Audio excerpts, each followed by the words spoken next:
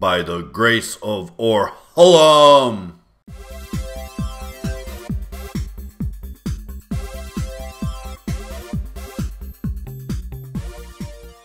Welcome back to another edition of Drotalks. Dro here. Today we're going to be talking about the Black Prism.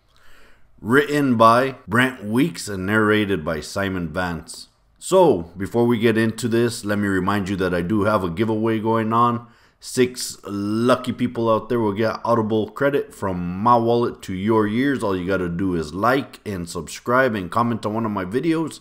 And as soon as I reach 113 subscribers, I will pick 6 lucky individuals. So, do yourself a favor, get you a free audiobook credit. Now, for my less patient viewers out there, do I recommend, don't I recommend? Boom. Boom. I highly recommend the Black Prism.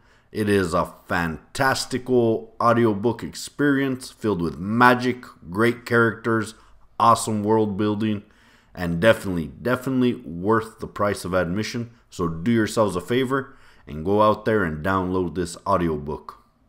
You will not regret it. Now, for those of you who decided to stay with me along this journey, it is time for the story. As I mentioned, the Black Prism takes place in a fantastical world where magic exists. We have individuals that are called drafters that can actually absorb and bend light, similar to what a Green Lantern could do from the DC universe, for those of you comic book nerds out there. A little bit different, but same take. If you can imagine it and your will is strong enough, it will happen. All the way from projectiles to blades to armor to actually even fantastical constructs such as bridges, walls, boats. If you can think it, it can happen. And although the majority of the individuals in this world are human or normal by nature, the majority of drafters can only draft 1, maybe 2 colors. A less certain amount can draft, 3 or more. But there's only one individual who can draft them all, every color on the spectrum, and his name is the Prism. Or I guess his title is the Prism.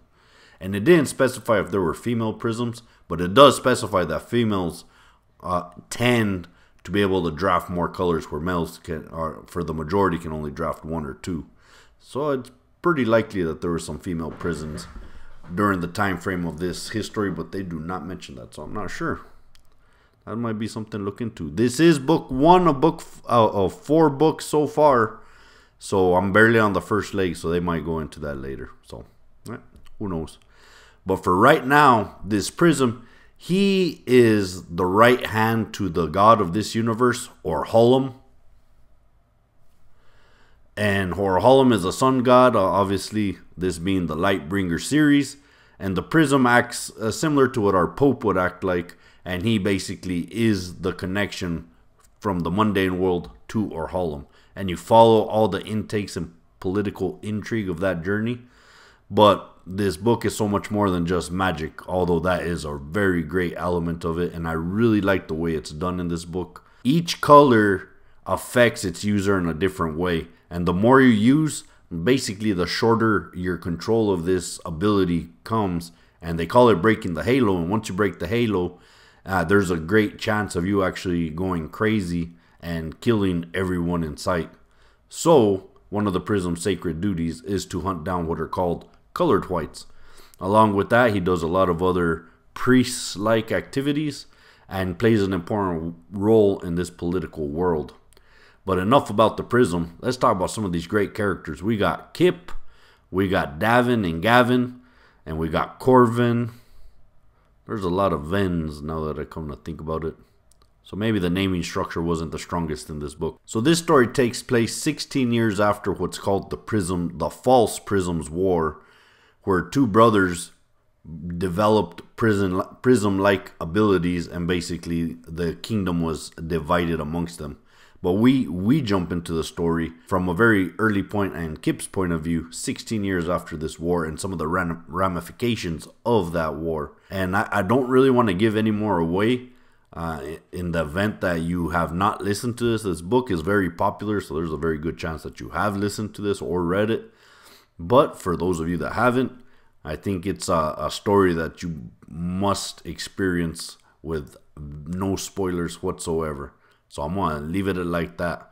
But for all this magical intrigue, these great characters, the awesome world building, I would rate this story a 5 out of 5. So now let's talk about narration. Woo-wee. I'm not sure. I'm almost positive I've never heard Simon Vance other than this telling right now. But I looked him up in Audible, and he is a veteran. I mean, it was like 35 pages worth of tabs that he actually narrated, books worth of narration. And after listening to this book, I completely understand why everyone wants this man to narrate their books, because he is amazing. Again, there's a lot of characters. I named a very select few. His narration pulled me into that story. It just brought me in there. Every time I pressed play, I was transported into this world. He separated the characters so completely well. Even the characters you're supposed to kind of get confused, I didn't. I mean, just a superb job.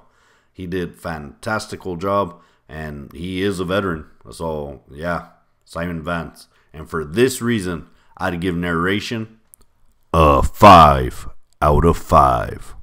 So that leaves us with listenability. Listenability, this is a 21-hour long book, and it flowed really well. I mean, again, I was transported into this world. It may not be perfect, but my God, it was good enough. And I asked myself, would I see me listening to this book again? There's 3 more books in the series so far, and I plan to listen to all of them. That's how good this book was. I already started going back on this book and re-listening to certain parts that I tagged along the way in preparation for the next one. So yeah, when you're doing that, when you just finished the book, I haven't even started a new one yet. So when you're doing that, that's a listenability of 5 out of 5. So this gives us an overall score of 5 out of 5, a damn near perfect book. Again, this is my opinion, and I really did enjoy it. So, have you listened or read to the Black Prism? What was your take on it? Do you think this is as flawless a book as I do, or do you have some gripes? And what are those gripes? Let's start a conversation. Well, as always, this has been Drotalks. Thank you for listening. Don't forget to hit that like and subscribe.